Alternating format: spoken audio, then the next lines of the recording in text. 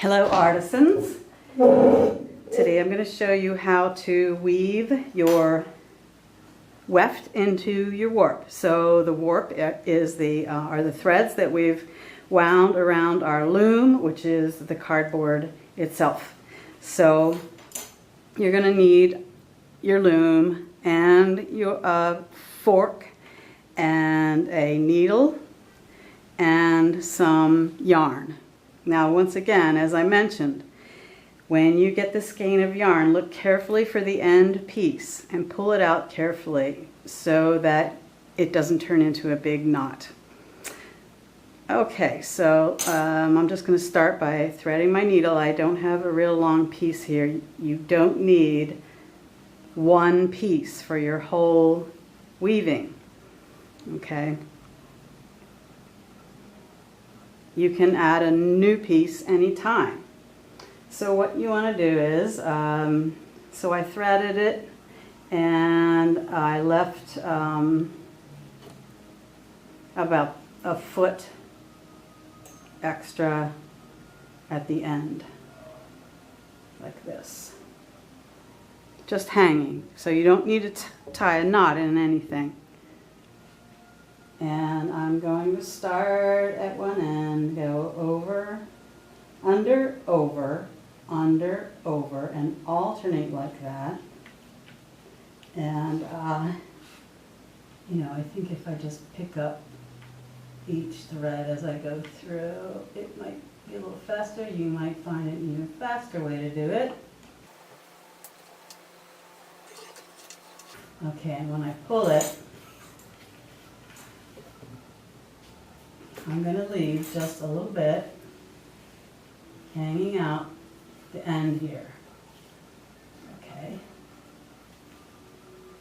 And when we're finished, okay, so you're not going to tie a knot in this. You're going to leave it loose. And when we're finished, we're going to just weave it back in and you'll never see it. Okay, so a knot is going to look unsightly, so don't tie a knot in it. All right, I'm going to finish this row here. And keep careful track of whether you're going over or under.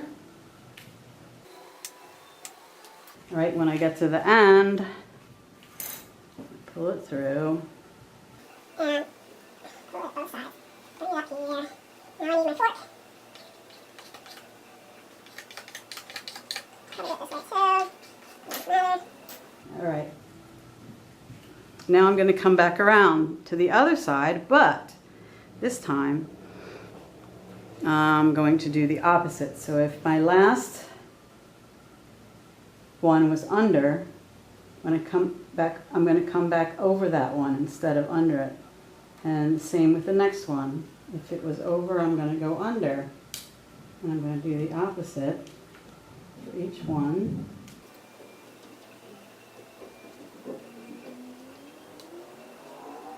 Now, if you make a mistake, pull it out as soon as you see that you've made a mistake. Don't waste time trying to figure out what to do or do something fancy. Just pull it out.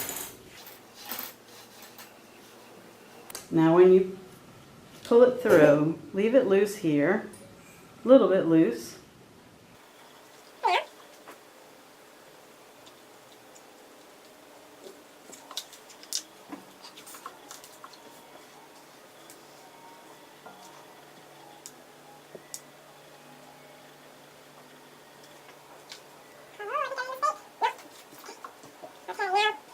When you pull it through, okay, keep it not too tight. So in other words, you don't want it to go like that. If you pull it too tight, when you finish each row,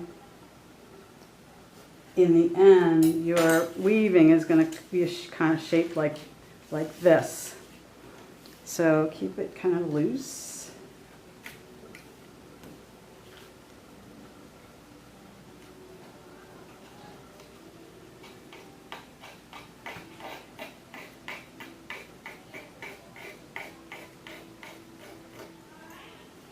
All right, so you keep going, alternating back and forth.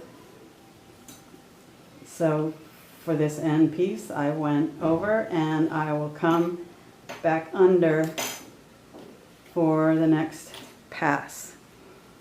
Okay, so I'd like you to do at least a couple inches for each color. So use the regular type of yarn first, this plain old yarn.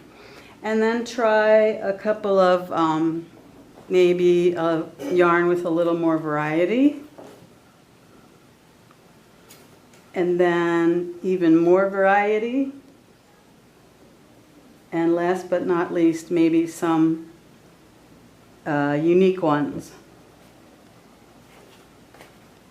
Okay, we have warm colors in one bin, and we have cool colors in the other bin. Once again, when you find the end of this, pull very gently, and when you're finished, you want to take a longer piece. Okay, so say I just finished pulling my yarn off this. I'm going to take off a piece about a couple feet long, and I'm just going to wrap it up like this very carefully and put it back very neatly with the rest. So keep them separate, warm and cool. The whites and grays also go in with the warms. All right, so I think that's it for now. So enjoy your weaving. Bye-bye.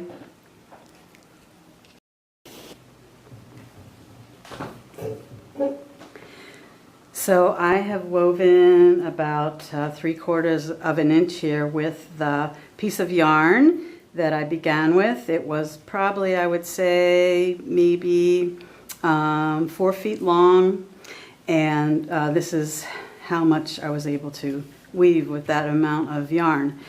Now, when you've got about this much left, it's time to stop. And I'm just going to show you how to tuck the end back in. So I'm going to put my yarn onto a smaller needle. Now you can use a smaller needle the whole time if you want, or you can use a larger needle the whole time, but I kind of like switching back and forth, so whatever works best for you. Okay, so you have this end hanging out, and this side was hanging out, but I've already tucked that side back in, so you can see that it's invisible. And what I'm going to do is I'm just going to go in here and just kind of sort of weave it into the back. Push it through the back. You can't really see what it's doing, but it'll stay put if you do that. And then just trim it really close. Be careful not to actually cut your weaving. And it looks nice. So you can do all the tucking at the end when you're finished, or you can do it as you go along. So that's that.